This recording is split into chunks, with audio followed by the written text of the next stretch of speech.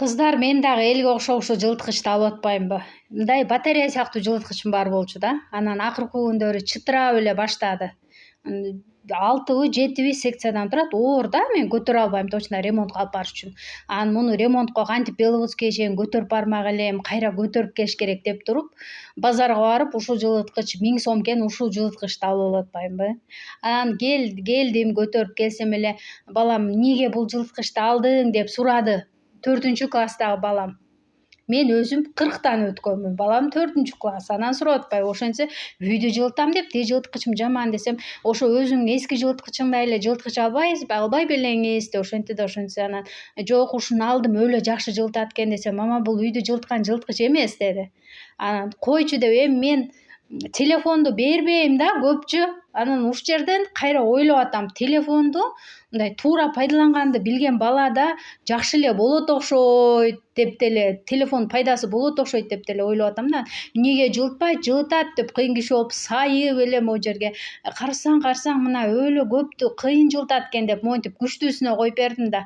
Анан ошентсе мама мен түшүнүп атам, что могу күчтүүдөн көп жылытат, светти аз жейт экен десем, ооба светти аз жейт, түшүнүп атам.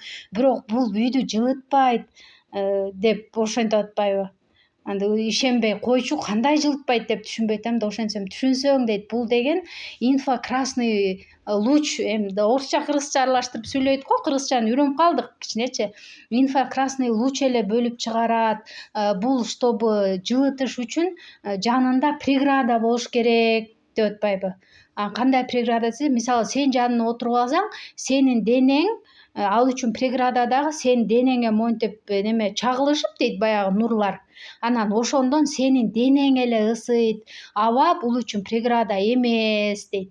Мен эми апасымын да баары деле, мындайды билбесем, билбейм, физиканы кыйын түшүнгөндөр эле түшүнбөсө, болбой атам да, жок, кандай бул абаны жылытпайт, ысып атпаймынбы? Абаны деле жылытат да десем, аба бул үчүн преграда эмес, бул жылуулугун бөлүп чыгарыш үчүн мунун жолунда кандайдыр бир тоскоолдуктар болуш керек. Мисалы, дубалды каратып койсомчу десем, зачем сен дубалды жылытасың, когда дубал көптө жылыйт, сен жөн эле энергияны коротуп атпайсыңбы? Дубалдын ошол жери эле жылыйт дагы, дубал жарым ысыкты сыртка берет дагы, жарымын эле ичке берет дейт. Анда могу контрамарка бар да, ушул контрамаркага каратып койбойбу десем, контрамарканын вытяжкасы бар го, моорусу дейт.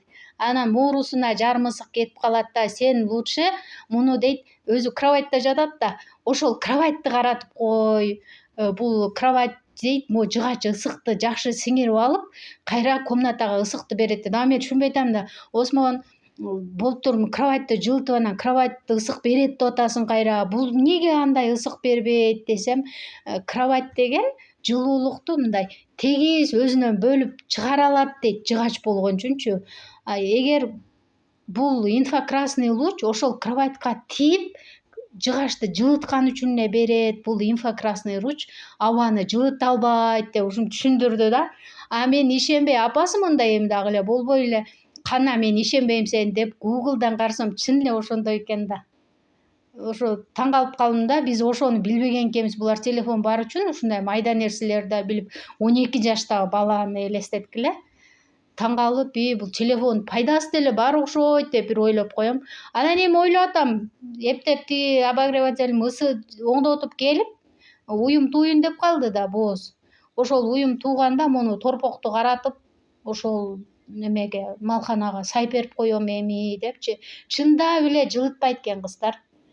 Сайып коюп кетсең, мисалы, мен 2 саат эшикте жүрсөм, сайып коюп кайра келсем, үй жылуу эмес да, үй муздак эле бойдон болот. Эшикти ачпасак дагы, кайсы жакка тушталып турган болсо, ошол жердеги эле буюм жылыйт.